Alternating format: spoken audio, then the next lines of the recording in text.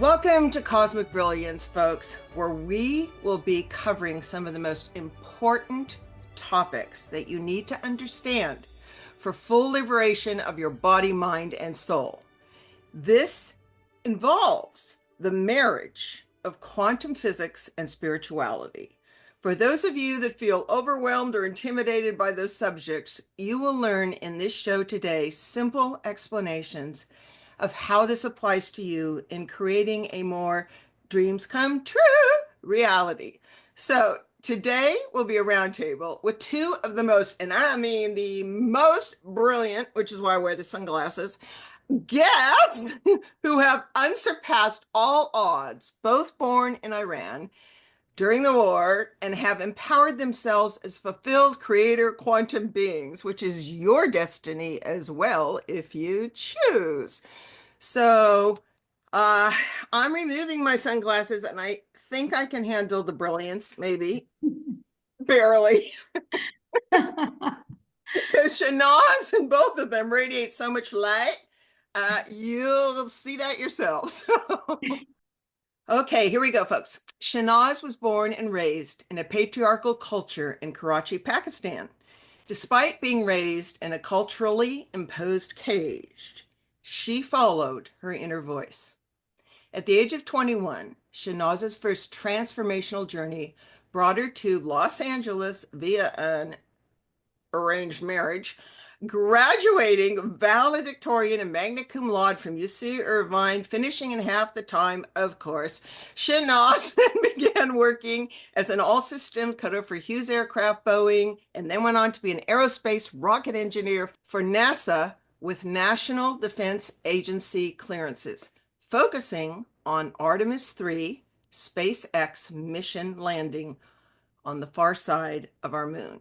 She is also a quantum catalyzer, spiritual alchemist, Reiki and QHHT certified, Kabbalah trained speaker, nutritional health and life coach, and mother of 4 boys. Whew.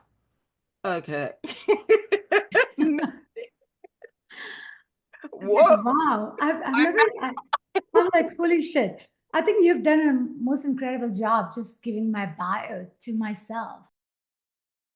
Today, she is living the adventurous life of a Star Trek cadet, whereas she puts it, science fiction intersects reality and passion leads to prosperity. Sign me up.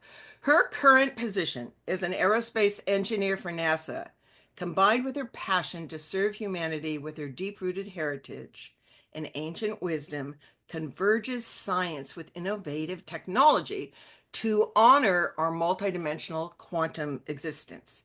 She is also the author that is on screen today of this wonderful book, The Quantum Being, a self-sustaining and magnificent human craft to self-ignite and launch your magical life. She makes quantum physics understandable, and I am telling you, this is the book I am recommending for everyone. It's a great introduction.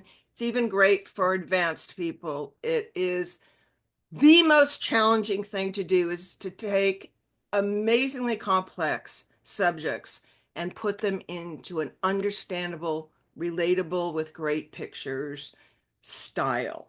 Both of you are excellent. Both my guests are excellent at that. So you've got to buy this book. That's it.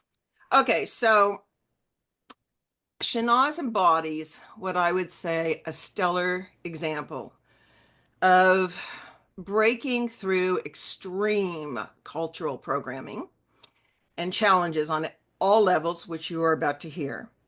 And she reminds me of a phoenix rising up from the ashes, refusing to be limited by others, and what I call a kick-ass yet loving systems buster.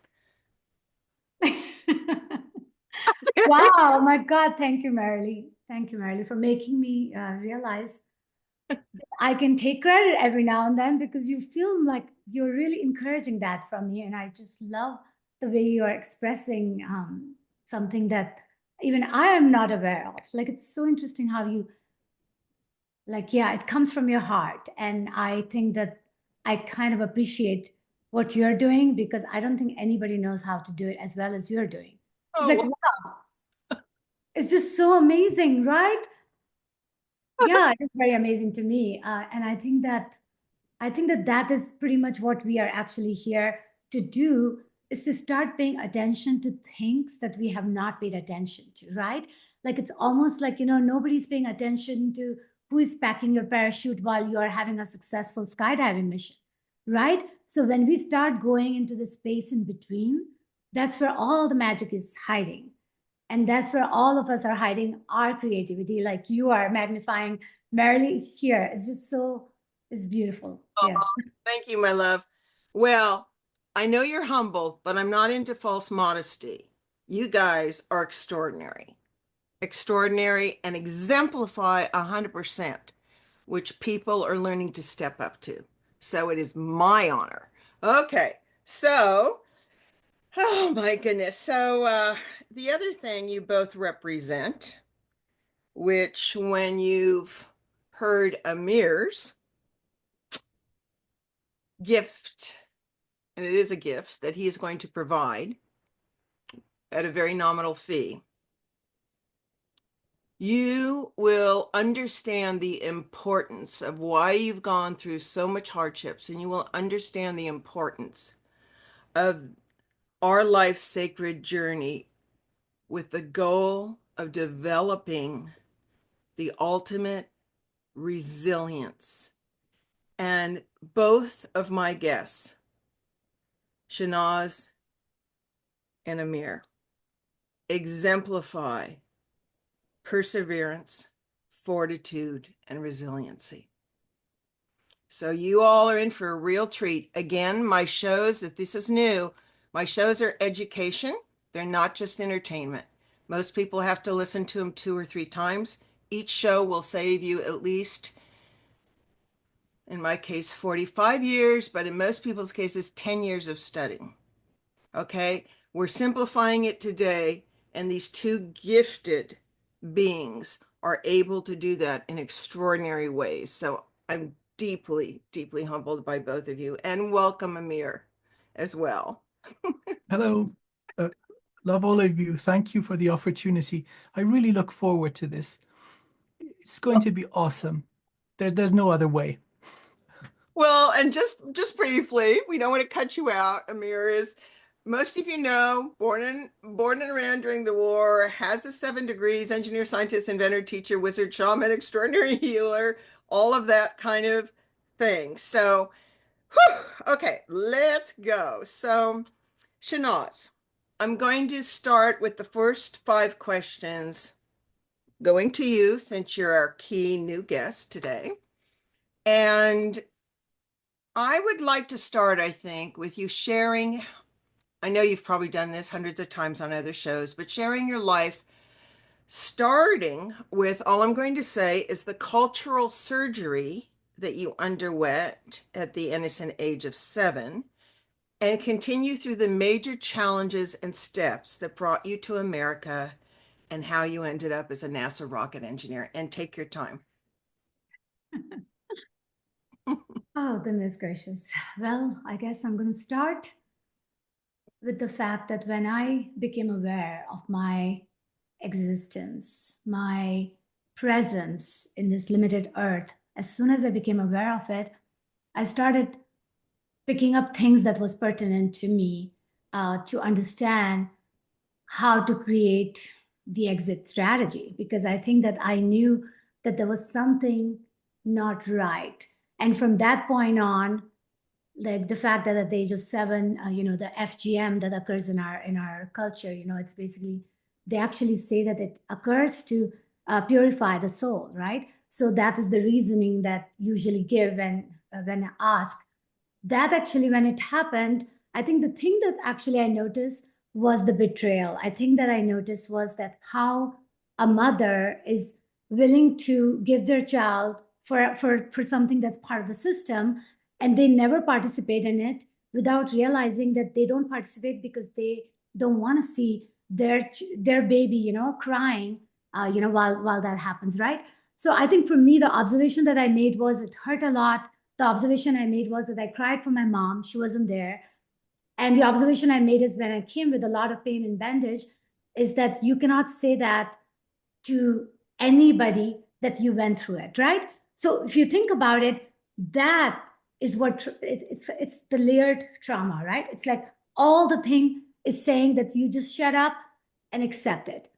And I think that now when I'm thinking about it, that was going to the black hole, right? That was going to the extreme where you pretty much are told in every which way that you have no right to exist.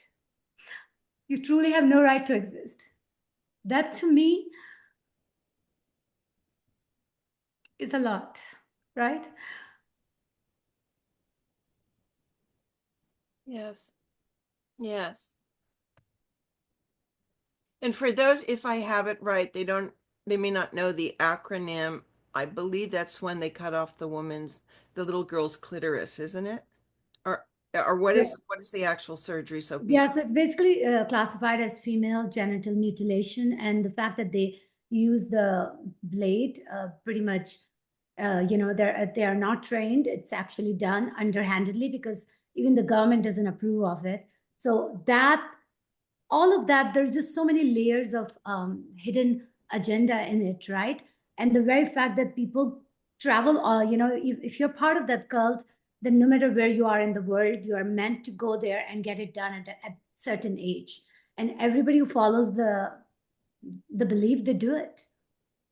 out of peer And pressure and shame, a little bit. yeah, and then they don't realize that how they're collecting trauma of self-sabotage on the woman. Like, so the mother is doing it to their own daughter, like this whole system that when we start understanding like any kind of long-term abuse that has occurred, like you see how self-fulfilling prophecy plays in this storyline too, because we are living in a patriarchal culture, but it's the woman that is also agreeing to these things by not even talking about it, by letting their daughter do it, by women who even come and move to other countries, like even America or France. Everybody takes their kids back to Pakistan and India and gets it done. So you see that this is actually a classic example of how in the peer pressure, we talk about that you are eating an animal while you're saying that you don't want to, right? It's along the same line,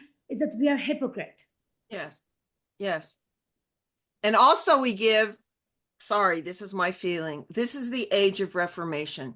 It's not the age of tradition, blindless tradition, when it's not updated and for the benefit of all. That's my viewpoint. So this is a time to reevaluate anything.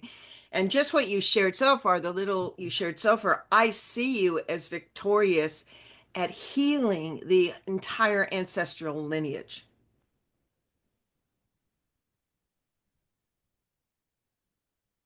Okay, which was one of your missions. And right now, you can cry and grab some tissue right now. Right now, there are hundreds going back in time that are all applauding you.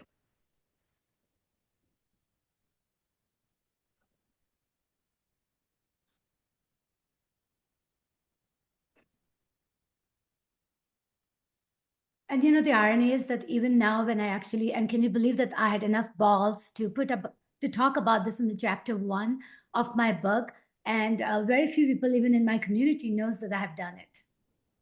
Oh, I'm sure. I am sure.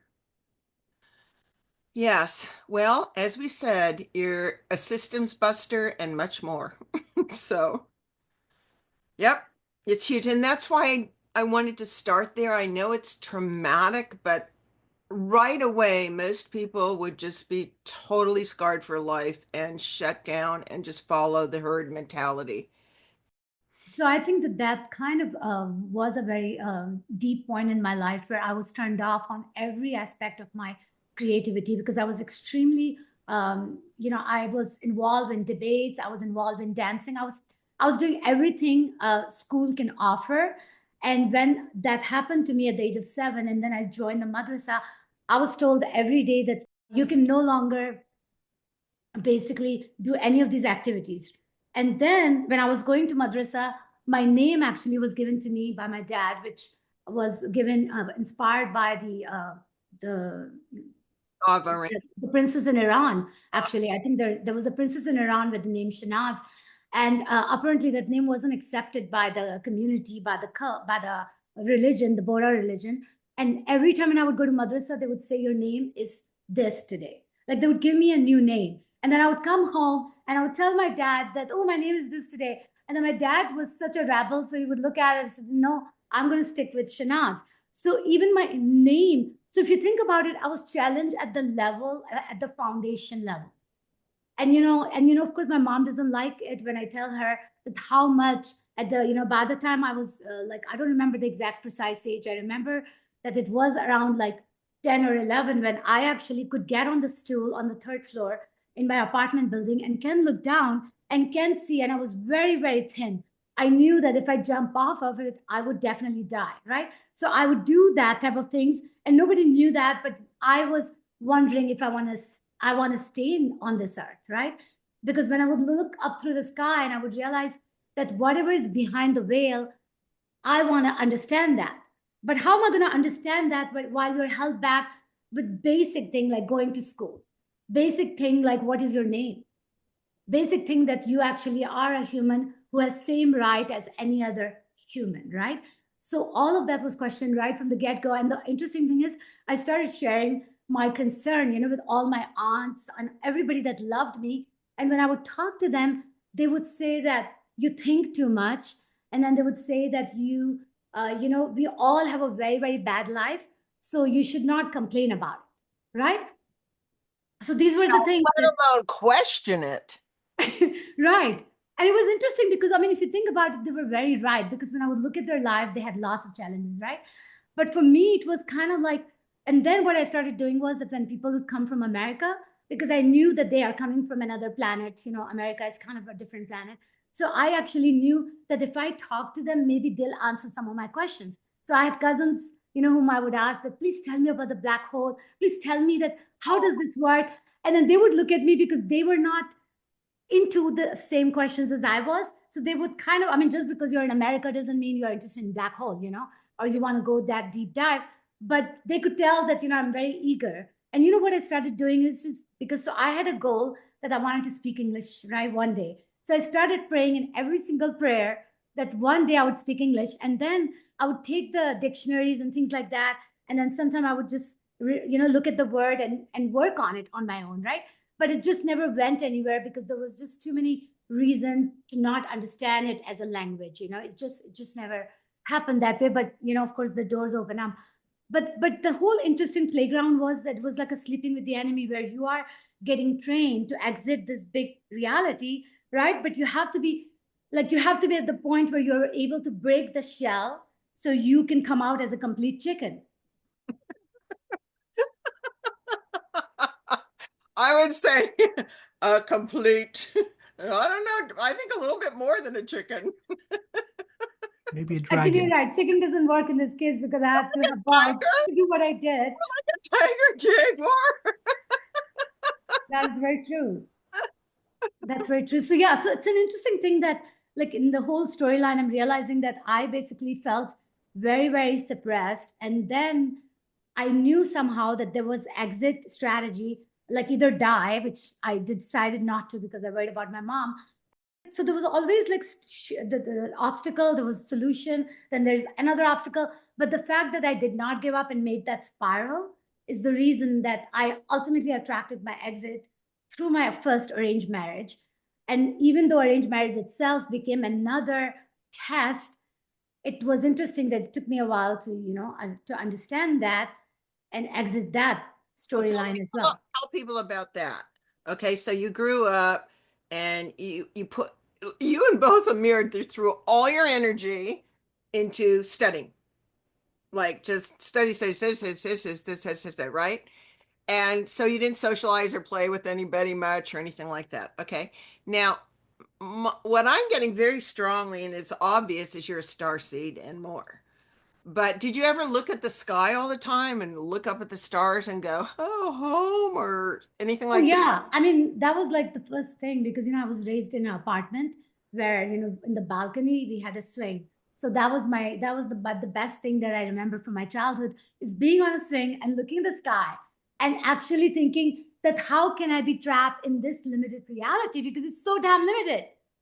You feel like that you don't have as much freedom as you like.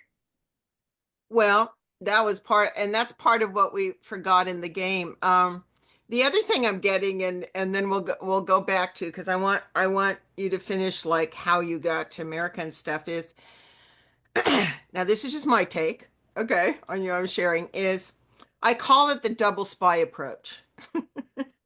And beings from the light, come to the earth and they're making the decision, of course, knowing they're invincible and blah blah blah. And they're like, no problem. Okay, I think I can do this right. And oh, you'll have the drunken parent, you'll have the this, and they're like, got it, because you already right. And you're also coming in to serve because you're a huge service. And I think you were smart enough to cover your butt.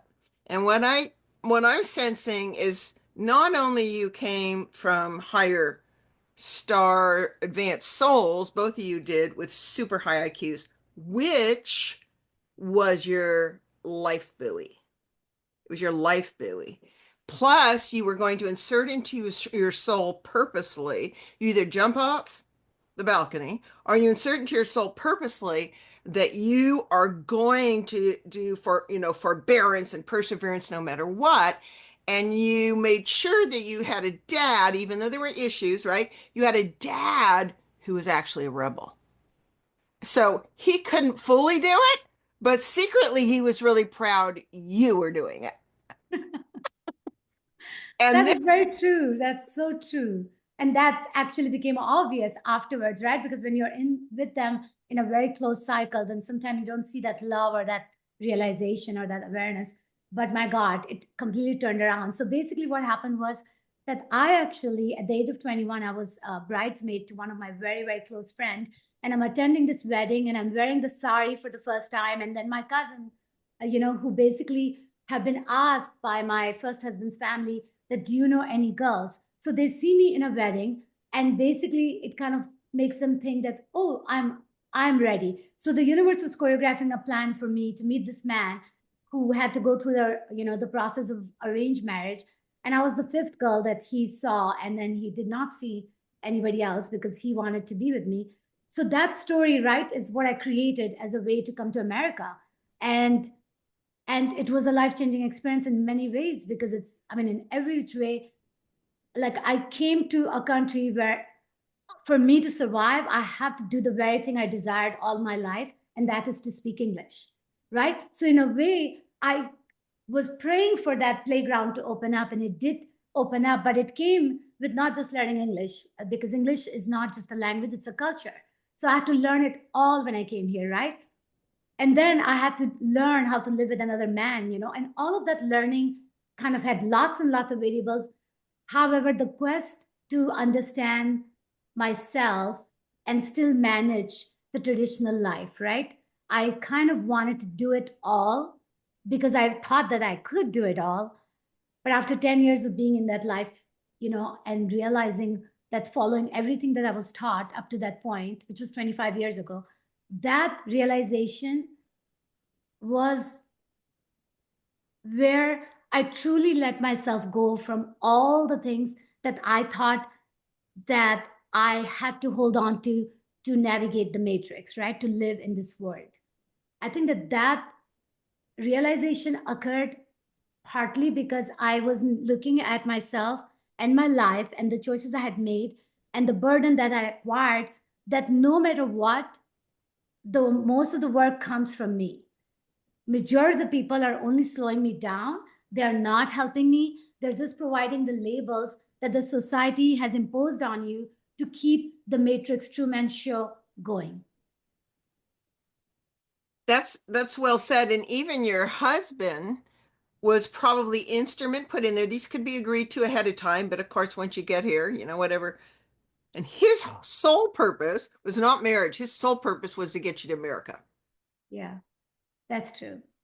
And right? that is right. That is exactly true. That is exactly true. And can you believe I had to make my life so challenging? Is that right before he proposed, I actually wanted to come to America with my TOEFL score. And I had already prepared for my TOEFL. I had told my dad, but my dad was not even in my favor of my education. He's not going to send me to America, even though I told him that I will go completely based on my merit. And I even had a friend in the university whom I had convinced. So both of us were thinking that if we both go together, then the chances are higher because, generally as a woman by themselves, they're worried that somebody will kidnap us or we will marry somebody, right? So this way we are going to be easily controlled. But even then, that plan did not work. So the thing is that there was just like, it was like I had to be tested to the point where I had to come to that, that pressure, right? The pressure of making a diamond out of yourself, which requires you to go much farther than general, consciousness would go, I guess. Exactly. And a couple other things are coming in here. Are you aware of receiving downloads I am when you not were only, younger at all or anything?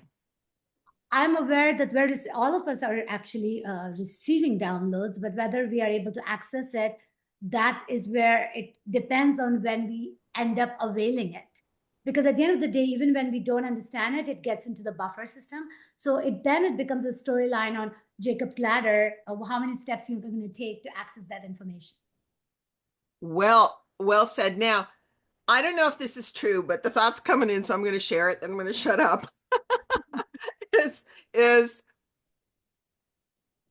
we work, as you know, on so many different levels, and you're probably smart enough to do as much contingencies before you came here, right? And then we forget and have to play the hardship game. I keep getting that whatever you want to say in your sleep or multidimensional or before coming in, however you view the illusion of time, you not only are brilliant, but you ensured that you would have a special proclivity to languages and science. Because those two things, you came in as a scientist and all kinds of things, but those two things were absolutely a necessity for the success and your survival. So I just am like, all these things we don't know, but that could be a strong possibility. That's all I have to. Oh, 100%. And the fact that I was always curious, right? I was looking at the dewdrop and wondering that why would the dewdrop will retain that water inside the drop, right? And then I would ask those questions. And the fact is, I'm talking to all these people who are basically telling me that you are not going to have any kind of life. So can you just shut up, right? I mean, that was a very huge conundrum that you are running into all the time. So yes, so I think that the whole quest and the built-in, to me, like, we already have our DNA is a fractal antenna, right? So it is connected to the quantum field and everything that we have access to. And even though everybody's saying no to you, to everything, you're kind of like trying to do your data collection based on whatever, and you're understanding that why, like, I have all these questions and why I feel like there's so much more to life and why these people are saying, no, that's not true. So I think that that dance is happening within you. And I believe that the good thing about living on a mental plane is that you are basically kind of managing your own self Mm-hmm. because you are not as distracted by the physical and emotional because you're living on a mental plane. And I think that it became my savior. That is why, both Amir and I have this in common is that because we relied on our mental, because that's where we found our safe heaven, right? Yeah. So we knew that this is where we're going to go. And we also knew that the question that we have, the answer lies somewhere, not with the people that's surrounding us, not with the religion that's surrounding us, not with the bureaucracy that you run into in the organization, right? So I think as soon as we had that understanding, we decided to become our own savior. Well, yes, because there is no savior outside of yourself. Way to go. Way to go. Okay, so I still want people to know that haven't listened to your other interviews a little bit about. So folks, she ends up having an arranged marriage. What was the questions he asked you, which were so great, and what you said back? Okay. And then what did you find when you actually arrived? That's like Oh all my shocking. God. In that 1 hour, it was funny because in that 1 hour, he asked me questions like, "Can you cook?" I mean, you can just see that this was very important to him. Then the question was asked that do you speak English, right? And so I said no to that too, because I said I can tell you Newton's first, second, and third law of motion in English, but I can't say anything else in English because I don't know how to speak it, you know? So I was just very honest about it.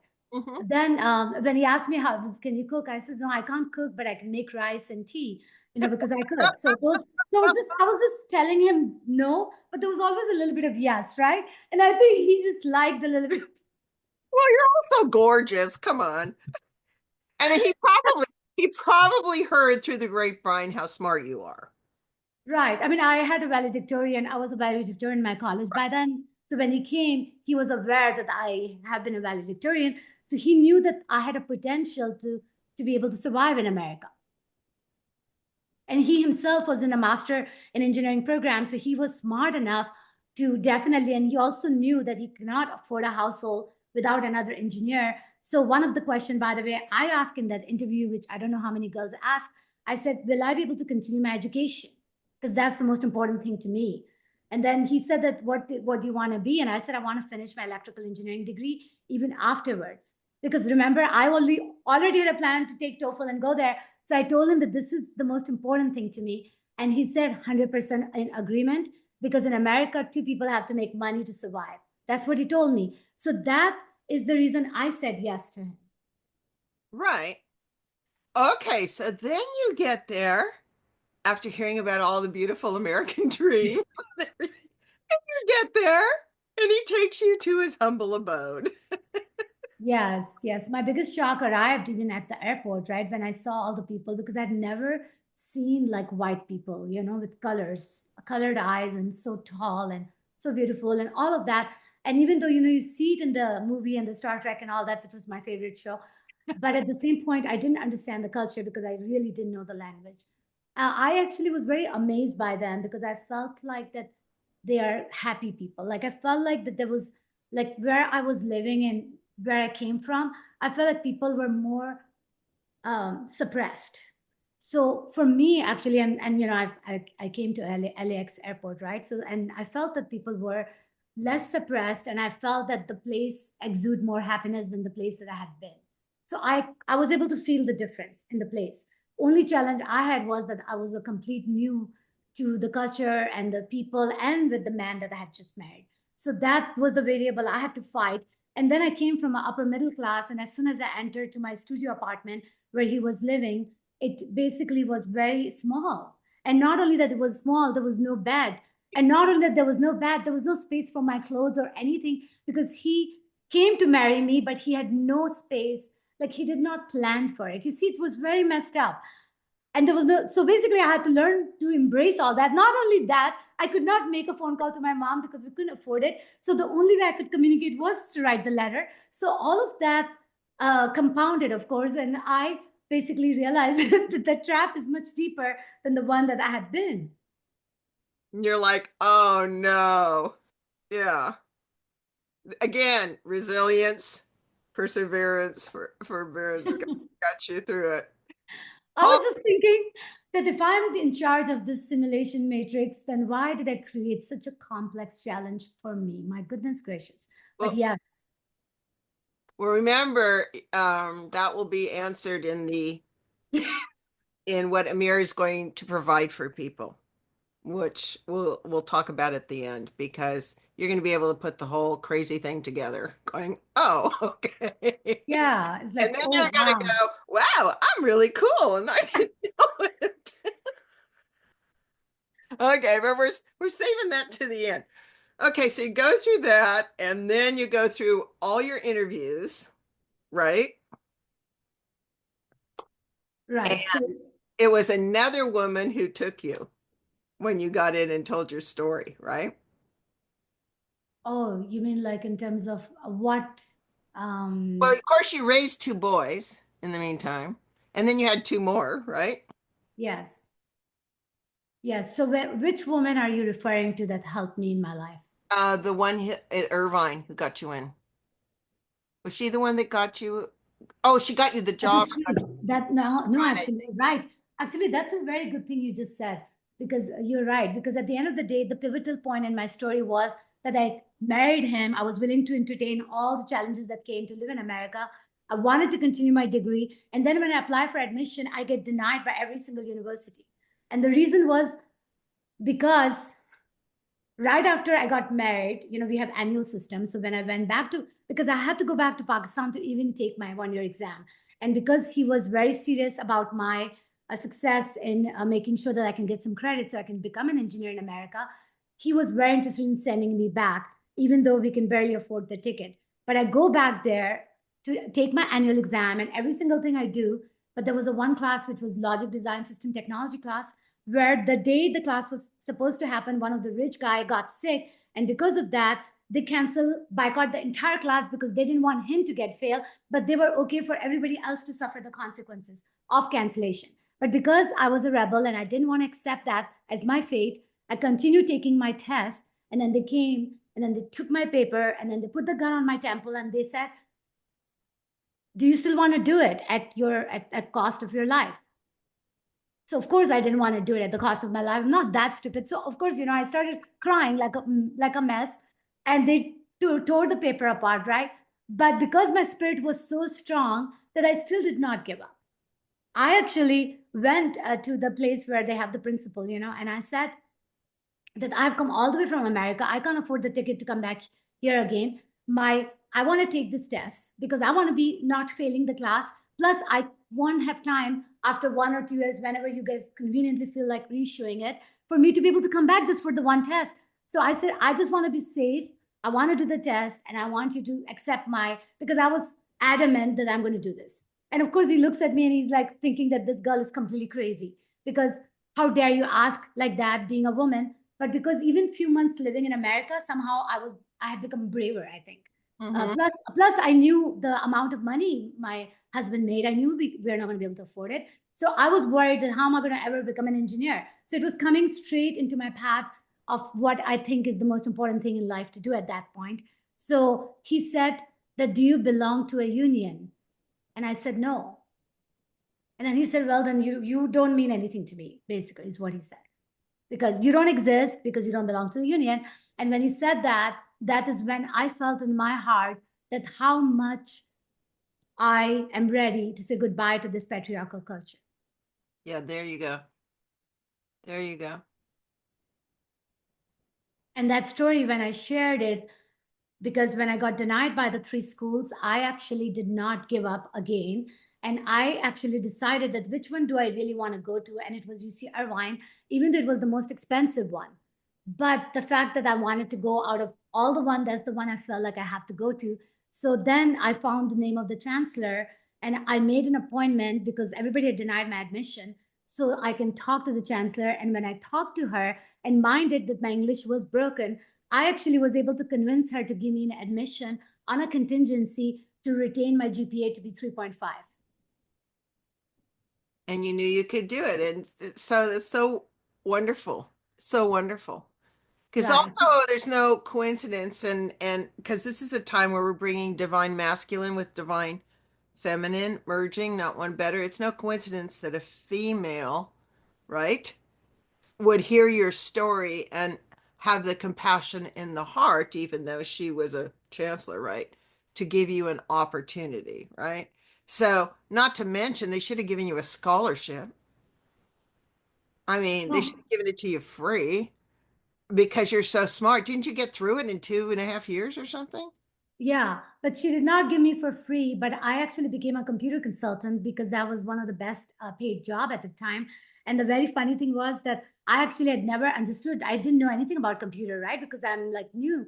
And so, but I actually learned in one day that like, because people would ask you a question and then you answered, right? And I had to watch it. And I noticed that majority of the answer come to like 2 or 3 commands. So then, you know what? You pick up the pattern, right? And So then you're you realize coding. You're even starting to code. so I kind of said that I knew that okay, I have to do it's almost like a checklist that probably doctor gets trained sometime. Is that okay, 1, 2, 3, like you try this, and then of course, and it's kind of fun.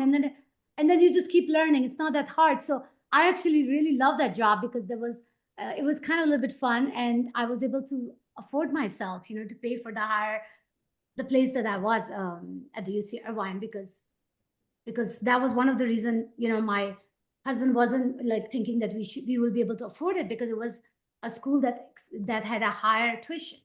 Yeah. But to me, that is the school I wanted to go, because I felt it in my heart that I meant to go there. And similarly, I followed the path. Right after graduation, I did not just take any job. I took a job that excited me. And that's how I ended up with the Hughes and then the Boeing and then the NASA and all So of that. just quickly go through that because it's very interesting. Just okay. So you always had this internal GPS in you where you followed, and then the perseverance and the perseverance to push through. So you started realizing, okay, I'm picking up the code. Then you go to what? So you went to Hughes first, right? Yeah, so Hughes was the first company that I started with, because they were working on a phone that nobody else had ever worked on. So to me, it was very interesting to consider that. And so when I started working them, I went through the whole software lifecycle. I learned all the coding languages, and that's where I actually learned something, that how, from the bits and bytes, how something completely can control, like a beam steering, which is how actually the entire 5G network works on. So I understood the cradle to grave technology, I understood my role, and I was able to pick up all these different places, because I always have changed my role every 2 years, because I always wanted to keep understanding every aspect of the hologram, right? Because then you can understand the whole enchilada. There's no other way for you to understand unless you embody it. And the way I embodied it is by taking these different roles and being at Hughes and being at Boeing, working on International Space Station program, which is where I did a lot of coding and connection and troubleshooting and all of that. And the very fact that there are so many different languages are used at different part of the programming, right? And depending on what layer they're sitting on, because everything is layered. So all that knowledge that I have acquired in my engineering world and my personal quest for understanding consciousness, combined with me going out and seeking the mystical knowledge and mystical information and learning and teaching it and converging it all in my personal life, which is full of drama and trauma up to this point, I think that opened the door for me to carry the pattern, carry the hexagon, right? Right. Because that's pretty much what we're all here to do, is to understand the human craft and ascend with our physical bodies. Mm, beautiful. Exactly. That's the focus right now. And we'll get it in part two. We're gonna take people through how to do that. That's an amazing story. And believe me, she's only shared like a third of it, but it's just like it's incredible. The thing that occurs to me, which is obvious, is you had shared with me privately in a pre-talk that you were a Star Trek fan, right? And you didn't even understand English, but you'd be, and so is Mir. I know this is why you guys had to meet. I'm just like going, oh my God, you guys are like, it's incredible. And Amir had done a previous show with me where he was saying, oh, the women engineers in Iran are more brilliant. They work harder. They're better. He had just finished saying all that. And then you come into my life, right? Like, I'm like, bingo. Excuse me. So you're sitting there, Star Trek, I mean, or Star Wars was Star Trek, right? And you're loving it. So basically, that's resonating from where you're from. It's also resonating since all time to where you're going. So That now is very true. you're with a bunch of other Trekkies. That is very true, actually. Yeah, no, you're absolutely right that every single time when, we are kind of in a cage, and especially when we are in a cage, then we are really looking for all these different exit strategy. And I didn't know that like Star Trek was my exit strategy, because I was watching that and the Knight Rider, right? And if you think about it, Knight Rider is all about autonomous, right? So Yeah. now it's like an autonomous vehicle. And then, and it was all to me represented freedom, like freedom from the reality that looks very different than, like that. It becomes a portal. And it's interesting, right? And to me, like, these are the recipe, right? This is the recipe on how you move from where you are to where you want to be. Exactly, which we are going to get into. But there's a few more things that I think people will find fun. And we'll just, if you don't mind me interrupting, because we're just cutting to some really, really fun stuff. So you went through all of this stuff, and by the way, she's humble. She ended up the top and the systems engineer and control and hanging out with 5 generals, and she's the only woman, and a bunch of other things that she's humble about and hasn't shared. So basically, not to mention 4 kids, one with was it cerebral palsy, or one with Yeah. cerebral palsy who just graduated. 4 boys, yay, all successful, doing well. Okay, so back to you. I think we need to put the shades back on. Yeah, exactly. Okay, so This is so funny. Oh God. maybe halfway. Okay, all right. So you ended up all these key places, and of course, the bottom line, folks, every time she applied to something, or they actually met her, put it that way, they just said, pick what you want to do. So that's a huge hint. They actually know who you are on some level, and you have proven yourself, and you got to go to areas that you wanted to and navigate through, and you basically are also said, okay. It's like you're really clear about your boundaries in a certain way, but then you also are like, realize the stepping stones, because you are just like you're going to do in the show, just like you did in your book. You're taking maximum major data that seems disconnected, and you're marrying it, boom, into the goal, which is the Artemis program, where you are now. So talk a little bit about that. So the Artemis actually is a very interesting name because Apollo is a twin sister of Artemis. And the very fact that they named it like that, all the name nomenclature I've seen, even at NASA, even at SpaceX, they're very much, inspired by all our history, right? So it's very interesting that people who are involved in these programs or in the architecture of these programs, they actually are very connected with our history and our layered existence. And that to me actually is a good sign for humanity, because we want to be able to stay connected as we are going to take this consciousness to other planet, especially in this physical dimension. So right now the goal of the Artemis has been to go to the moon, the south pole of the moon, and have the woman land on the moon first, and then the man, first 2 crew mission. And that mission was initially planned when it started. The program started in 2020. It was 2024 September, but then the thing changes and it didn't happen. And right now, with the Mars has become the focus. So we'll have to see that how we do it. But the bottom line is that both Moon and Mars are important. They both have a role. Actually, Moon is very, very intertwined with us in so many ways that it becomes very delicate whether our physical presence will whether interfere with it or not. It depends on how strong the control is, because and that depends on how the overall consciousness of the Earth itself is.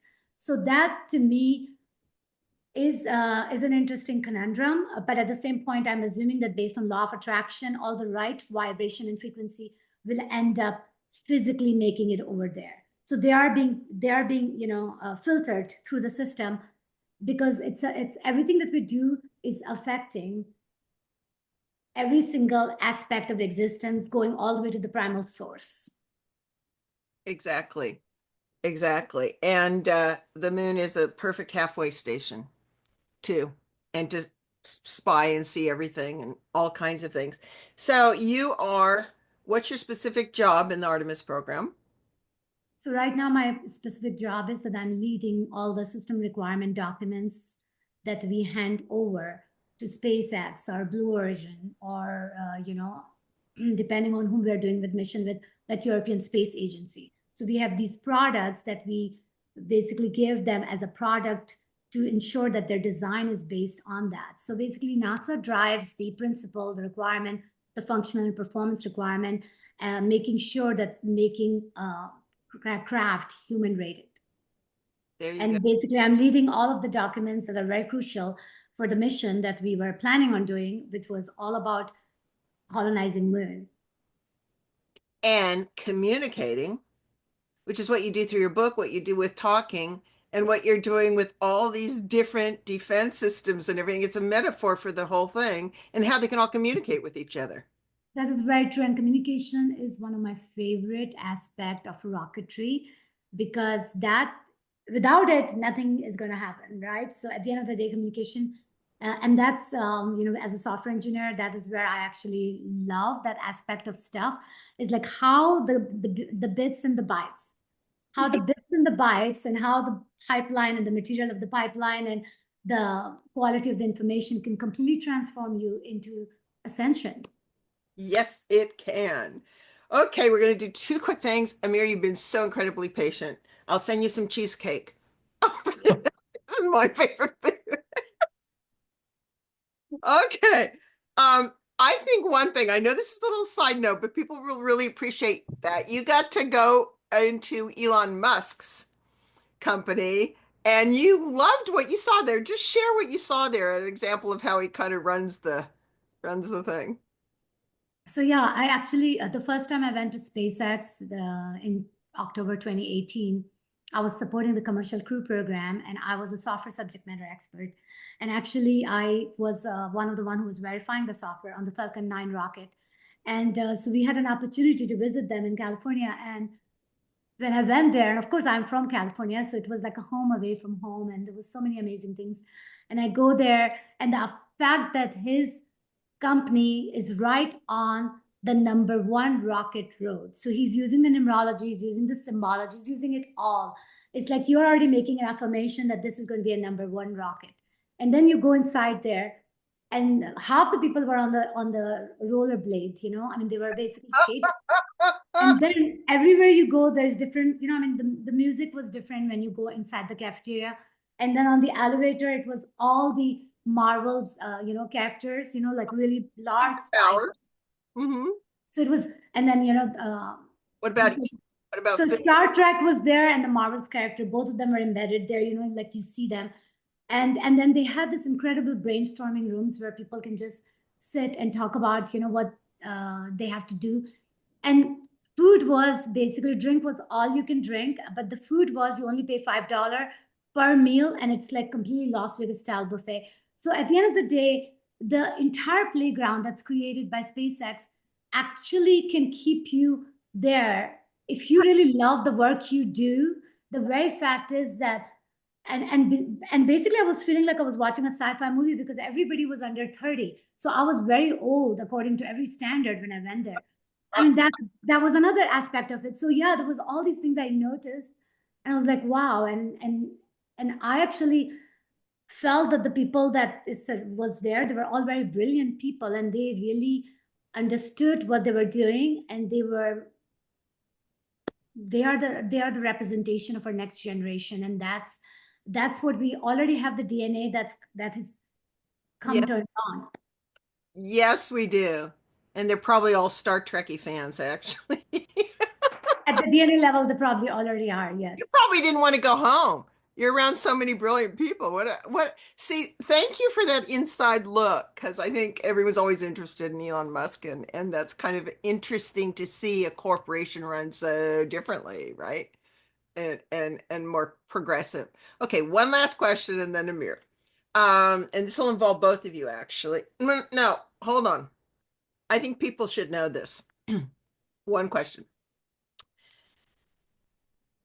You stated in another show, and I have known this to be true because I've seen UFOs that took out the Challenger when they found something in it that only the captain knew and none of the crew knew. But that was another subject. But basically, my point is you noticed that rockets were only allowed to go off by some unknown force that we can say ET higher stuff, and that weather changed. Is that correct? So you've noticed the correlation there. Yeah, I noticed the correlation more than once that the weather always within like a certain number of hours, like over three, there was like I was noticing a pattern that the weather would always change, like kind of like extreme sometimes, and then they would even say that, oh, suddenly the weather has changed. So either like it will, the bit will turn on or off, right? So whether the launch was there or launch wasn't there. So to me, because weather can easily be used to manipulate the timeline, even though we already know that there's orbital mechanics in play, of course. But what I'm saying is that that already suggests that how much, there, because that is such an important, crucial thing when we do. Every time when we launch a rocket, for whatever reason, whether we are going for self-exploration, whether we're sending a probe to Jupiter, it doesn't matter what the cause is, we are interfering at the level that it affects. It creates a very huge ripple effects. There you go. So I want people to know that too. Well said. Thank you so much. Okay, last question. This is for both of you. Last question before we get into the nitty-gritty topics. Thank you so much, love, for being that revealing. And wow, I want a cheesecake right now. This cheesecake business is infectious. Everybody likes cheesecake, of course. Okay, so Amir and Shehnaz both, Shehnaz, sorry. I've noticed, and you know this, that not only are all the new kids coming in more awake, more aware, more up to speed, everything else, but the gift is given to people for a near-death experience. And what that does is they come out of that and they choose to come back to further educate humans about what the truth is out there and where they've been to speed things along. So my question to you both, and we'll start with Shehnaz and then we'll go to Amir, is have you had a near-death, several near-death experiences, one or whatever, that you felt accelerated you or created a fearlessness in you? Because they all come back with much less fear, generally speaking. Yeah, so I personally did have one near-death experience, and that was in my ocean where we would go every week. Hawks Bay Beach is the name of the place in Karachi, Pakistan. And, we don't learn to swim or learn anything useful, according to me. But the point is that I didn't know how to swim, and I was taken by the, wave. And go through I did go through the whole feeling of going all the way to the womb, right? And I don't remember the exact age. It was probably around 10, 11. But I do remember that I basically suffocated in the water. I felt the suffocation. I felt the time, where you are suffocating and you're trying to stay alive, right? You want to stay alive, but then you ultimately realize that you're not going to be able to stay alive. So then you give in. And when you give in, so while you're struggling, is the only time you're struggling because you are deciding that you want to be somewhere, but you're not able to get there, right? Because in my case, I truly didn't know how to swim. So I was basically, swallowing water, but I was still hoping that somehow I can breathe in the water, but it wasn't happening. So I felt that now I have to just give in. I remember the death. I remember the acceptance. I remember that as soon as I accepted it, it almost brightened everything for me because I was able to see my entire life story going backward direction, like almost like giving me a perspective about how small everything is in a larger perspective and how we're playing or interplaying, right, in this whole big scheme called life. So that became very prevalent. And I do remember feeling all that. But then my dad actually ended up saving me. The very man who was my biggest challenge ended up saving me because he was the best swimmer. And, so I do remember being saved, but I do remember being close to death. Yeah, which always opens up a whole nother layer of awareness for you. What about Amir? I don't even know if this would apply to you, but have you had any near-death experiences, or as a creator void dragon, are you out of body most of the time, just floating in the cosmos, in the quantum plane? Currently, I'm floating, Yeah. never completely leaving. About 10-15% in the body. I find it challenging to stay all the way in. I've had 12 altogether, and it Near gets death? easier. Yeah, mm, completely leaving, watching my vessel, heart stopping, temperature going down, and then time stopping. And it's easy to leave. Coming back is a pain in the butt. And it's usually a mechanism of cheating the holographic reality. There's certain laws of incarnation which prohibits the imports of certain advanced soul technology through the birth process. Near-death experience is a backdoor, is a cheating mechanism. Now, if the original soul decides to say, okay, I'm done, but the body is still viable, another soul can take over. So that would be a walk-in. And they take over the contracts and limitations of that incarnation, and then they go on and they play the game. It's usually, but for those that come back, the original occupant, it's a way of cheating the system. Every time you just bring back more. So fitting back into the original vessel, it's excruciating, but it gets easier. It gets well, let me put it in a more accurate way. It doesn't get easier. You get more resistant to the you just become desensitized to it. So it's a valuable experience. You mentioned the effect of becoming fearless. That is true. You get a glimpse of the big picture. It's very enlightening. Now, if you have denser energy closer to the 3D reality and you're attached to it, then you're in for a ride. You have to be purified. Something that greatly assists one at this event is just saying, I release everyone and everything, including the vessel, and up you go. It facilitates the transition. Then, well, of course, there's this visualization of the tunnel of light you go through, sometimes all the way to source. Then you remember, yes, please. Oh, But yes, please. sometimes that tunnel of light was the false death traps, though, too. Could be. Could be. Are they still up there, by the way? Or since we're now starting the golden age, are they mostly all down? A lot of that nonsense has been dealt with Okay. conclusively and aggressively. They don't wish to relinquish the control. Of course, if Because so, for example, there was one. let's look at our esteemed friend Shehnaz. Well, coming into this body, the fine print of your life cycle was modified to be born into an environment that is optimized to mess with you. This is not natural, and so this is being resolved. Similar in my case, similar to any powerful being of light. We had a little conversation a few days back on whom and what you are. That's going to blow people's mind if you choose to share. So my question to you was, when you were actually, because when you asked the whole new, near-death experience, and astral travel, right? So I wanted to ask you, Amir, if you can help distinguish the two, because I personally, whatever I experienced, it was one time, and I classify that in a near-death. I have not astral travel, and maybe I actually believe in it, but I have never had a need to prove myself through the process for whatever reason, which is why I haven't done it. Understood. Brilliant. Thank you. Okay.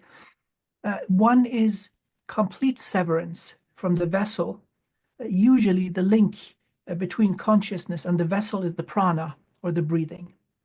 So the cardiovascular system, that's the key. Now, in a astral projection or travel, you have this thin cord which will always draw you back into the vessel, and that is through breathing. In fact, reaching the state where you can shake free from the energetic coupling to the body and the energetic structure. This happens through breath work. And so that is one of the processes that does help. Others would involve chemicals, hallucinogens, and so on. There are many, many ways to achieve this. The difference between that and near-death experience is the complete severance of that energetic coupling from the consciousness, or that shard of the soul, and the energetic structure of the body. That is disconnected. And so therefore, the amount of liberty that you experience in the near-death is just on a completely different scale.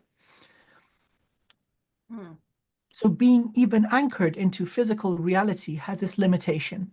Once that is removed, you are completely liberated. observing every aspect of the infinite soul, all dimensions, time and space are no longer a limit. While you are doing, let's say, projection or portal work, you're still aware of the body. So somebody shakes you, you'll come right back into the body. So that's the difference. Severance of link or maintaining a loose connection. We call that the silver cord usually. And if that's disconnected, you usually can't return. Isn't that true? That is true unless you kind of have a good reason. If that's agreed with the infinite soul and let's say the will of the primary source, that's a mechanism of bypassing a lot of rules. So you bring in technology to upgrade, let's say, the sentience of the planet in a state where it's so badly damaged that there is no other way. And the system is certainly filtering out that kind of technology. Certain souls, especially those that go through multiple events of death, they bring in the infrastructure. I count myself being fortunate. The body didn't deteriorate. But there are those that do suffer extreme side effects, damage to the lungs, the heart, the brain, Yeah. loss of movement, loss of speech, aphasia, loss of memory. All of this can happen. So it's not a straightforward and easy way to bypass, let's say, the mechanisms of limitation. That which we are all in agreement, they have to be removed. So the energetic infrastructure, including you mentioned the false light and the entrapment, distorted life reviews and interference with the birth process. All three of us have gone through this. Now, this is being resolved. The new kids coming in, they're coming in with more light. They don't need to go through these extreme measures of trauma to the soul and the body. So us sitting here, many of our esteemed audience listening to this, we're the ones that are the toughest. Yes. We're the super tough ones. We can just keep taking punishment and then just dusting it off and say, "Oh, come at me." Okay. All right. Well, that'll be another show. We can get into that. Okay, folks, you've been really patient in this first hour. Thank you so much. I hope you're having fun. And let's get to the key topics. So, Shehnaz, to set the foundation of the topics we'll be discussing today, um, why don't you quickly explain why you chose to come from the angle of quantum physics as your approach to quantum beingness? So, sure. Quantum physics actually, when I started understanding, in my quest to understand consciousness, I went to mystery school. I went to school where I learned everything about metaphysics. Then I became a Kabbalah teacher because I wanted to learn about Kabbalah, and they had no teacher. So I became a teacher so I can teach everybody else and myself. And then I found the connection with the flower of life pattern. And then I went to Egypt and saw the flower of life pattern. So my quest has always kept adding up one layer by layer. And in that entire quest of understanding consciousness and then making sure that I can justify my understanding to other people who believe in science more than spirituality, I use and found quantum physics as the bridge from my ancient wisdom to the matter that exists at the subatomic particle level. And that blows my mind that in 1983, there is a paper written that proves how quantum physics is embedded in our law of attraction in this holographic universe. The paper is called the Gateway Experience. And that paper to me is something that they declassified actually in the late, close to 2017, 2018. But that information has been there since 1980s to people who have been playing in this playground at a different level. And the very fact that that information hasn't been taught in the school, hasn't been disseminated to normal people like us, so that we can take, so that we can understand it from other angles, is the missing piece. Absolutely. And that is the reason I actually found that right before I did my book, that paper came to me, right? So I was being directed because I was doing all this research. The paper came to me and I started connecting all the dots. And then I realize that we have so much proof that every single thing that we call magic can be explained by science. And that is the reason when even I came up with the name of the book, the quantum being, it was more like, we are a human being, right? So we are in a state of being. We're not like a human and then that's it. There's a being after that which keeps us in that waveform. And that waveform, if I actually put the quantum next to it, then it really makes the message go home. I like it better than multidimensional being. I like the quantum being because it incorporates a lot. Shehnaz, I'm going to quote from your book because I found it so beautiful. Which was, quote, perception, reality, and consciousness are intertwined. By understanding ourselves, we can enrich our daily manifestation and may succeed in making a fairy tale of our choosing by transcending our dreams into reality. Because at this point now, people do not understand how these things we're going to be explaining directly relate to the success, to the beauty, to the future, to the present, to the ever present, manifestation. So, just for right now, please, could you briefly define or introduce people to the simple definition of quantum physics? That would be useful.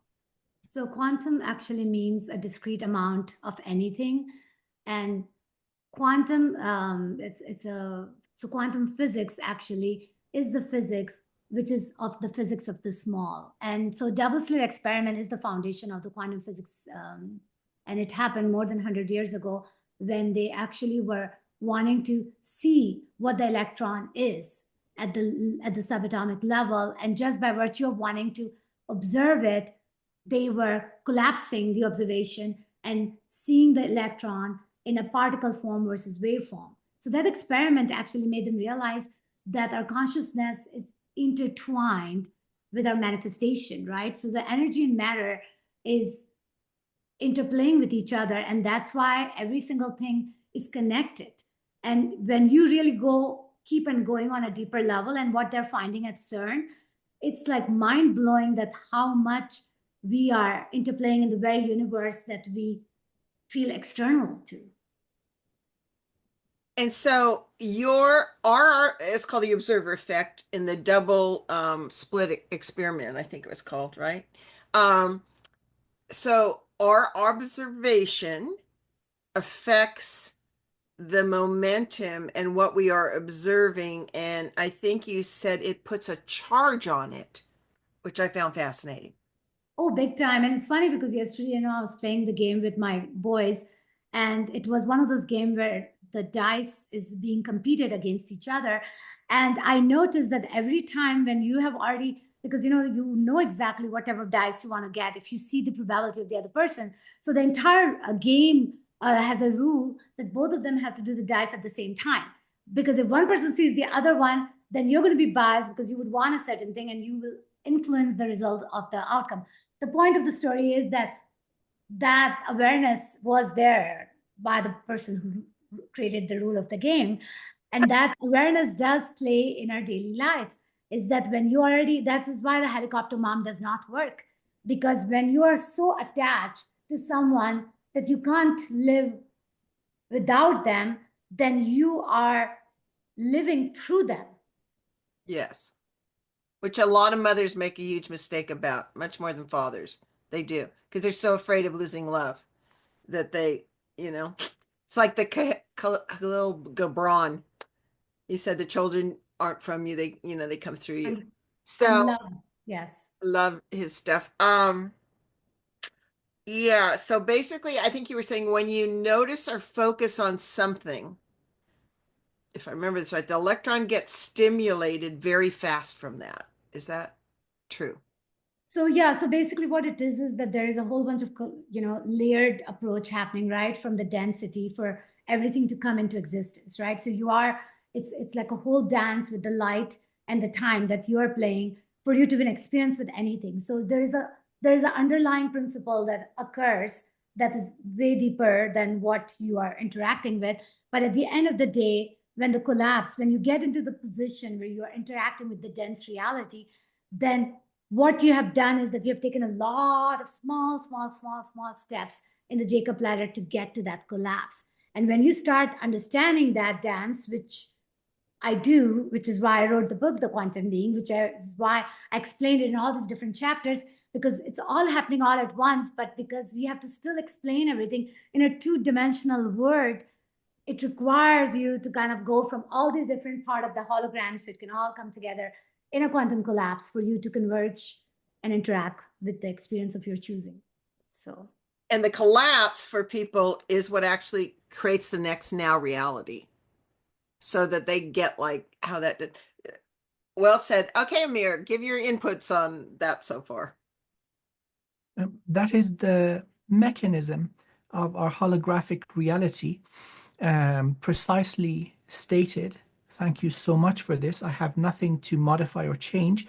Now, just adding some, let's say, conditions of what we experience. This process of collapsing, or let's say distillation or falling from higher causal planes into denser, let's say, planes of material or 3D existence. This is the law. This is described beautifully by our wonderful ancestors, as above, so below. There is this beautiful correspondence. And so the challenge as human beings, that what we have come to conquer and understand, is the purification of this process. You see, these are cosmic laws. They never stop working. However, if you are coming from a position of distortion, what you actually end up manifesting is going to be distorted. And so there is going to be great emphasis on the mastery of your internal consciousness, from every cell of the body to every organ to the conscious mind, and then other aspects of your consciousness that exist in other dimensions, from the physical to the divine. That is the great challenge. And so the difficulties that mankind faces is a result of us being in a prison of the mind. We are not chained, we are not whipped. It's distortions in the form of belief systems. Many of these have genetic blueprints. Everybody in a specific bloodline has alcohol problems or drug problems or gambling. You see, this is that distortion which we have come here to purify. The laws are always there. Now, some of them described in more poetic ways by older cultures, for them to be transmitted and understood easier. Now, Shehnaz, your book is going to find its place as one of the masterpieces of spirituality of the 21st century. It is an upgrade of the same universal eternal laws. And so that is the key. How do we really play with this wonderful stuff? Then we have to start purifying the internal so we can basically cause something beautifully in the causal plane. And then, as if by lightning, it will find the path of least resistance and consolidate into what we see as reality. yes, and it starts with that awareness, right? That Bob Marley quote, emancipate yourself from mental slavery. None but ourselves can free our mind. And I think that that is very beautiful, Amir, that you actually are saying that if we can realize that, then our foundation can be pure and intentional. And then, we are funneling that light based on that foundation, based on that intention, then it can completely purify our existence in this physical dimension. And then it will affect if everybody does that part, right, with the consensus reality. And that is the recipe for bringing heaven on earth. Yes. And here comes the wonderful challenge. In certain peaks of humanity, acts of manifestation occurred with greater ease. And so humanity has gone through many periodic events of extinction. We've been wiped out and reseeded. And so it seems that this recent, let's say, batch of humanity after the previous ice age, we are most distorted in terms of spiritual and energetic and dogmatic interference. So now we are living in an ocean of non-believers, or let's put it more accurately, those who believe certain things are impossible. And so that does affect us. We're pushing against the tide, the powerful force of the collective of humanity. And so then certain events of, let's say, instantaneous healing, they're distorted. Now, the more of us that truly awaken and act in consciousness and awareness, this situation is going to change. And so that is so right now we are at the beginning of the transition period where things are the absolute worst. Then we're going to move towards the next Satya Yuga, the golden age. And very much so, this takes incredibly resilient, unusually resilient and gifted souls coming in. Not many of them not from this local universe. It is so difficult that it requires a cosmic level specialist to come in, go through it, be exposed to all the trauma and hardship, and then say, no, that is not me. Yep. Exactly. That's what we're doing here by showing up here, right? Saying That's no to this, breaking that pattern for good. exactly. So, let's talk about the different things that create the foundational blueprints for universal life. Okay, so the first thing, we'll take it by order. The first thing I think that's one of the most basic things for people to understand is referred to as morphogenetic field, right? Made uh, more popular by several different artists. And so, who wants to start with explaining morphogenetic fields? And we'll get into Flower of Life down the line. But if you want to combine that with hologram, what the hologram is, whoever wants to start with that. Okay, I guess I'll do my best. So what it boils down to is that every single thing at subatomic level is interconnected based on the quantum physics, based on the quantum field theory, based on the string theory, based on the membrane theory. There are lots of, all of these theories are saying one thing, that we are all interconnected, right? So if we have that as a main foundation, then the morphogenetic field is the field that exists between us and everything we interact with. So there are fields between us and everything we interact with. It can be electric field, it can be magnetic field, it can be gravitational field, it can be morphogenetic field, it can be unified field, if you go into scalar energy. The bottom line is that there are many names, and then depending on which history lesson book you refer to, it's called different things. Like Tesla, referred to it as ether. So the bottom line, underlying message is that yes, there is field between us. Even right now, when three of us are converging, we're using our laptops and we are affected by the field that is operating the machinery. But then we have our own electric field and aura, right? That you are saying that it gets changed, that you need sunglasses on and off. All of that, right, is interacting with us. And then depending on what we talk about and how it affects us, like when you were talking about my 7-year-old stage, now that to me was very personal and challenging. I didn't want to go there. So that was a whole different storyline, but I knew why you were doing it. So I was honoring that and doing it. And then here we are trying to understand that how everything is interconnected and how everything is affecting everything. So morphogenetic field pretty much proves that concept. Yes, the oneness, the law of one, that we are all one being. 100%. Amir. Well, this is, again, thank you so much for so beautifully and, easy to understand in such a wonderful way presenting this. This is spot on. This unity of existence is one of the other fundamental laws. And so now as consciousness incarnated in a vessel, how to achieve understanding and experience of this, that is the greatest objective. And through, I like to call this process is remembering unified consciousness harmonics.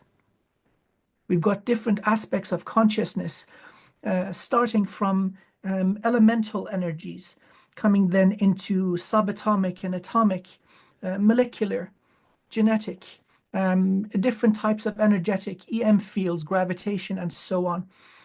And then leaving denser densities, lower dimensions, going up. We've got aspects of consciousness in all the realms, going all the way to the divine. And so there are limitations built into the current version of the human body that absolutely interfere with this process. To be specific, the chakra system.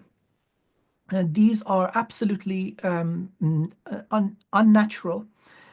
So this field, like everything that occurs in natural, divine creation, is continuous.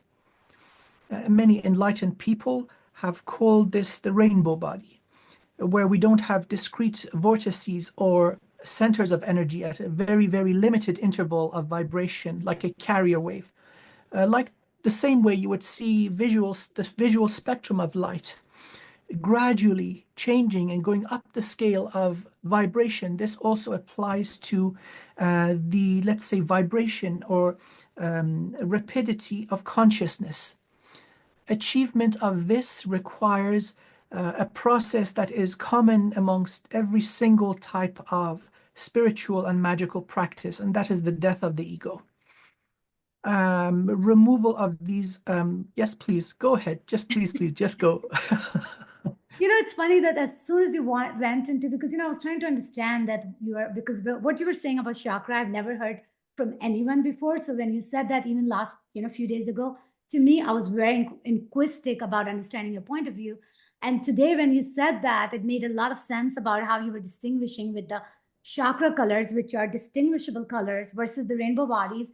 And if you think about the two examples here, they're very similar to comparing classical physics with quantum physics. So if you think about classical physics, it's all about discrete, it's all about label, it's all about putting boxes everywhere, it's all about exclusion. And when you think about the rainbow bodies, it's all about inclusion, it's all about like gradient of frequency, right? There's no fighting between each other. It's not a competition, it's a collaboration. So I think that is the recipe for ascension. And it made a lot of sense to me to just throw this comparison. Absolutely. Now, the thing is, similar to the structure of a pyramid, I think there's great symbology in these structures. For example, the statue of the Sphinx, a human head and animal body, representing that I overcome shortcomings and base nature. Emotions and instincts are still there, they are honored, but they do not rule us. And so then again, with the sort of pyramidal structure, there are certain more dense energies. If not purified, they tune out in the form of noise, more subtle vibrations. So going up the scale of vibration, amplitude and energy content is reduced. And so we have to start from purification of the physical vessel. Then going up scales of consciousness. So this would be, it could be described as reclaiming our membership of the animal kingdom. Vitality, food, shelter, reproduction, healing. Then joining the family of humanity is overcoming shortcomings and base nature. Very, very fundamental. If this stage is ignored, that process of liberation is not going to occur correctly. Then to the heart. So solar plexus, taking responsibility, heart, acknowledging the consciousness. I think that is a wonderful way to describe quantum physics. I see all things as consciousness. Every blade of grass, every cell in the body, every particle in the cosmos is conscious. And so that would explain entanglement, the unified field or the morphogenic field. But then we go even higher. Truth. The truth of everything outside is within. So as a sentient being, a creator being, we are aware of all the intricacies and the true nature of everything, if we can access it. Then comes the process of liberation, death of the ego. Okay, all be gone. There is no me, there is no you, there is no here, there is no there. I am everything everywhere. Then using it to manifest, you become the master of the laws of the universe in the process of manifestation we described. And then finally, by purifying the connection between physical and non-physical, that's the unity or the yoga. the embrace of the beloved source. Linguistics fall short in describing how wonderful this is. So this is amazing that now this is being slowly but surely, forcefully accepted by the scientific community. They are very slow to progress. It comes one death at a time. But the Right. evidence speaks. The evidence is overwhelming. Yes. And I was actually thinking about the pattern on the trestle board. Kabbalah, it pretty much does this beautiful job in explaining this affirmation, right? That we need to remind ourselves to. And that is where we need to all start converging, is that it's all interconnected, and it's time that we embrace that interconnection in every single action. And I wanted to bring this example, by the way, because yesterday, and I was thinking of doing a separate post for it, but I think this is so important to use that as an example of what we're talking about, is that even right now, the games that I play with my boys, right? We play board games, and one of the board game we were playing is called Risk, and the entire game is based on your happiness kind of depends on wiping somebody else's off, right? So I was actually talking to my boys because they were like, Mom, you're taking it too seriously. And it's just a game. It doesn't reprogram our subconscious. I said, no, but it does, right? So I had to like work with them. And they are like really incredible indigo kids. So of course they were saying that, Mom, this is fun. It's fun to kind of do that.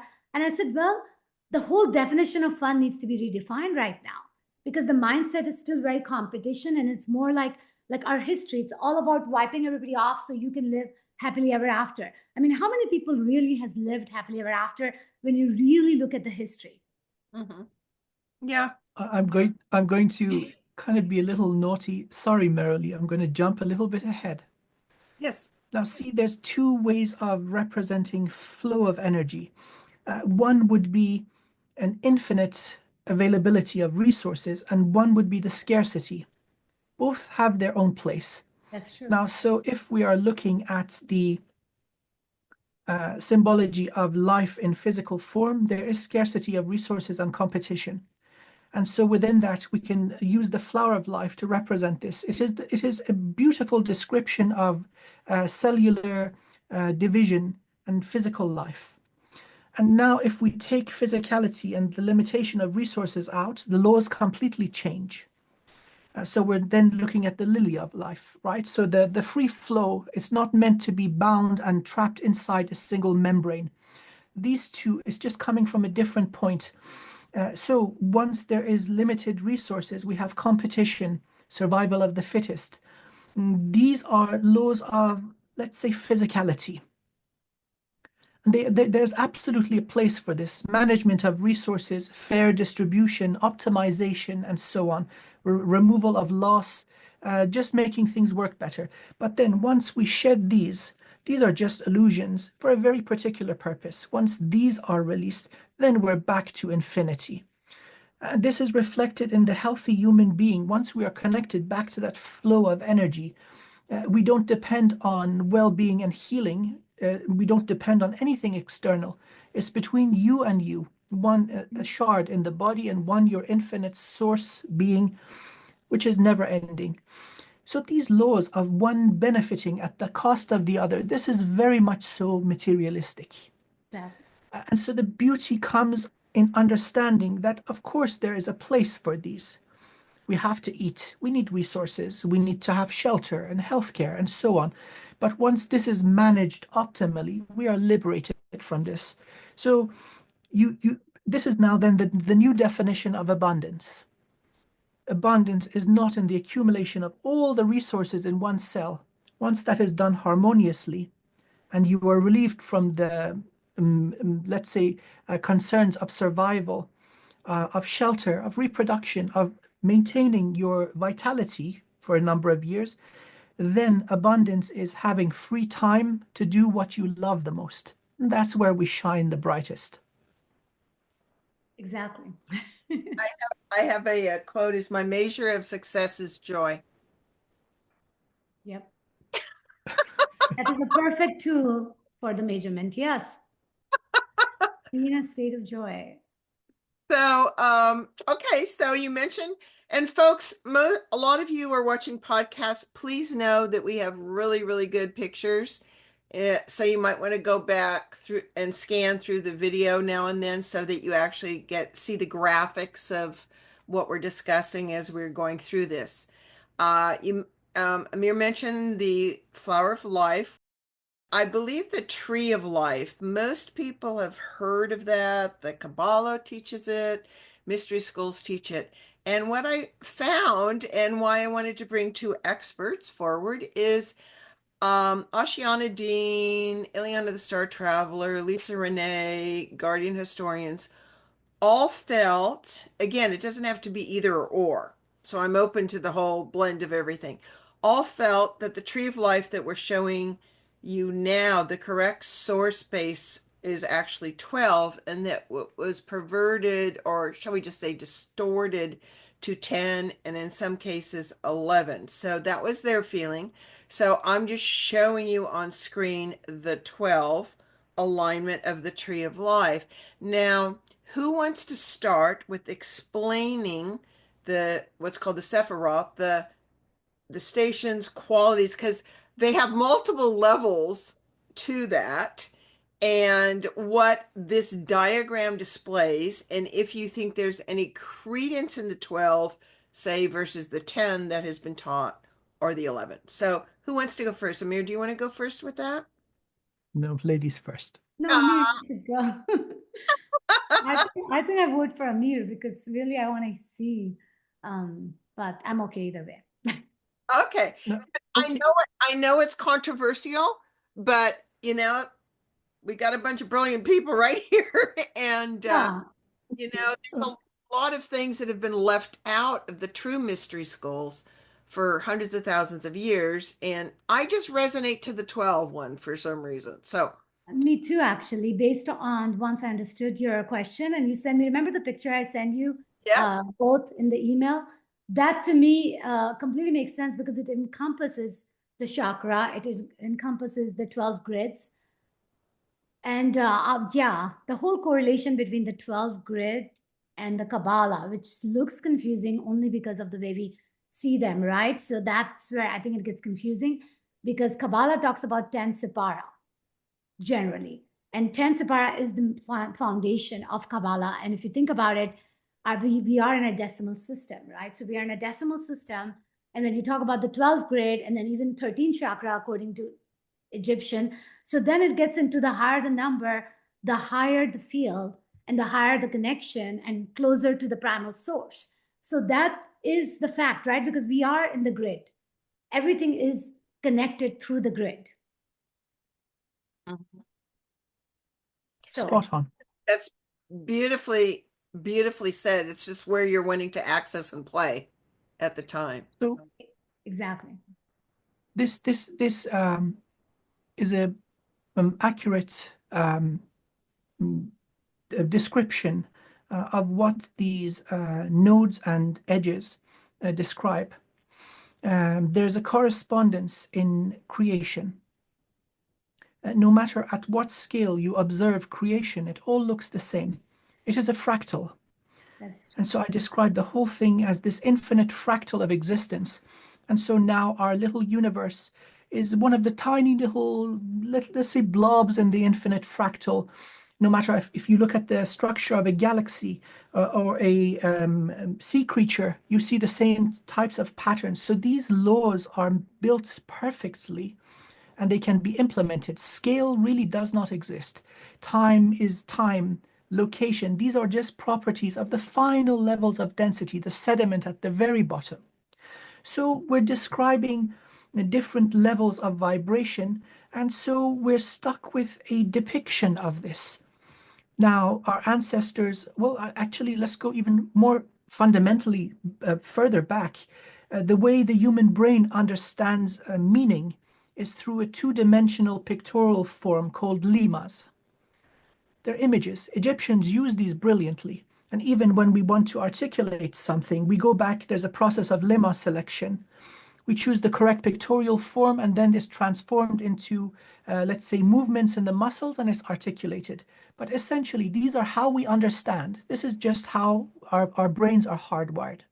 So, describing an infinite fractal of existence, our ancestors were faced with, okay, how the hell do we do this? And then they went to 2D representation. So we shouldn't really scrutinize that representation.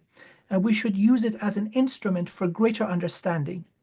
Now, the fundamental principles depicted in this type of representation, using, let's say, the graph theory or network theory, because essentially everything is connected, is talking about different important stages in human evolution. Step by step, you deal with this, then you deal with this, then you deal with this. It's just describing the very specific settings of our reality and how we climb the ladder and become liberated. This is reflected in so many different ways. At the foundation, there is love, there is grace, there is joy, and unimpeded evolution of consciousness. Now, this exact tree of life, the Kabbalah, this has been inherited from the Egyptians.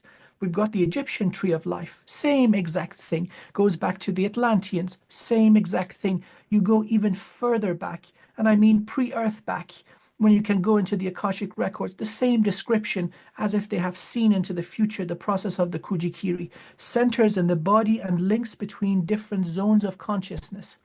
Okay, fair enough. Some authors may have left out certain nodes, maybe certain edges connecting different dimensions. We are connected to everything, everywhere. The problem lies within the denser reality, which we have to clean. Right. Very, very well said. I love it. A lot of people have, when I've discussed with them, they go, Source loves 12. And then the Why? Why? Does Source have 12 fingers? and we're not limited, but they go like, oh, the 12 apostles on this, the 12 da-da-da-das and this, Okay. 12 dimensions, the 12 chakras, the 12th of this, the 12. Okay, now we're looking at here and now. This is not true everywhere. In this universe, life, based on the certain fundamental laws that were put into place, it facilitates the existence of certain octaves of reality. Within a certain domain, life can exist. Then there seems to be a barrier with its own gatekeepers, and then we have another dimension above where life can exist.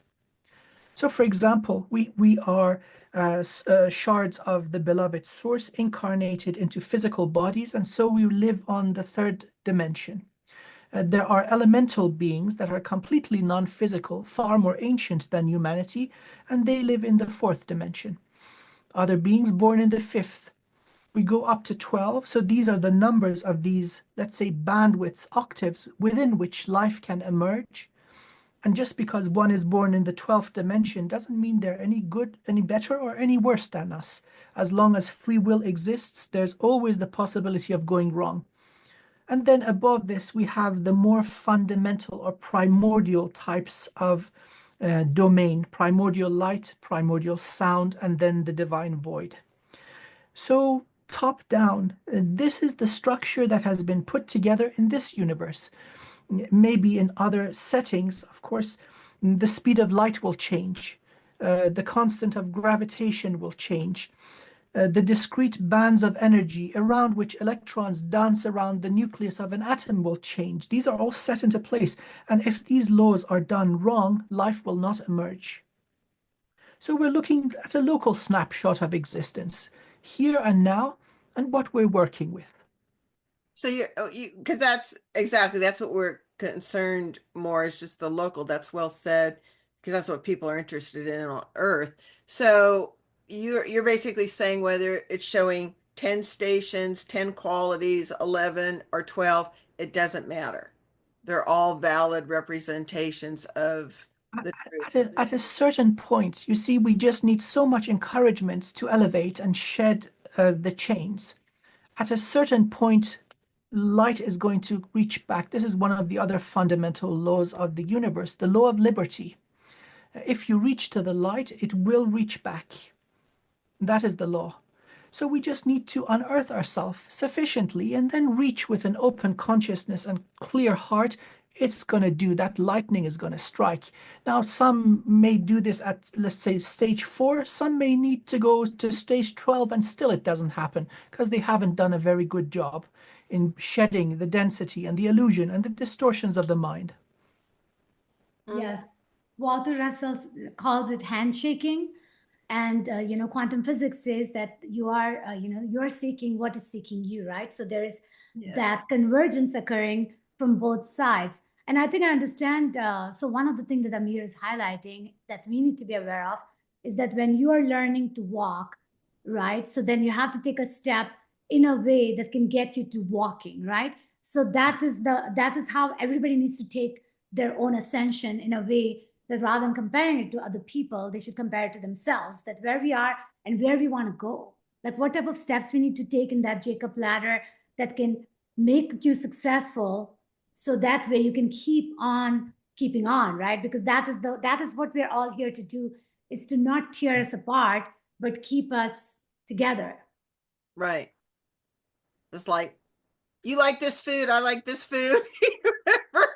We'll just make it work.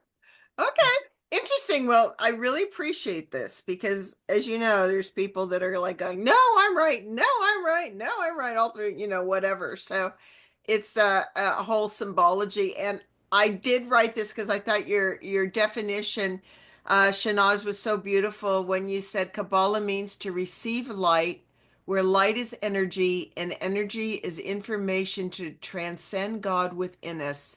Kabbalah teachings explain how energy transforms into matter. Exactly. Who wrote that? No.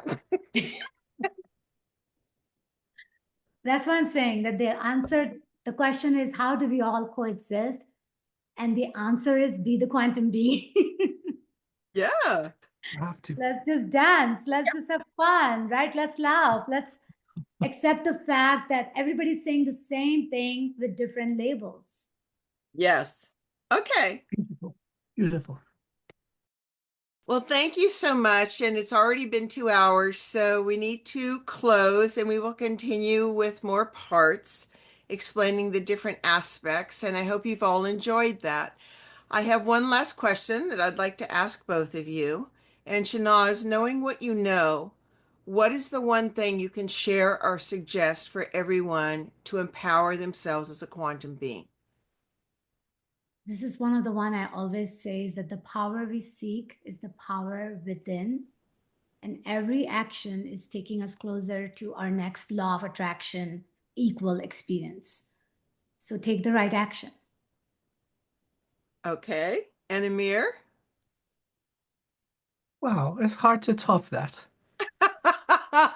Let's see. I usually come up with something acceptable.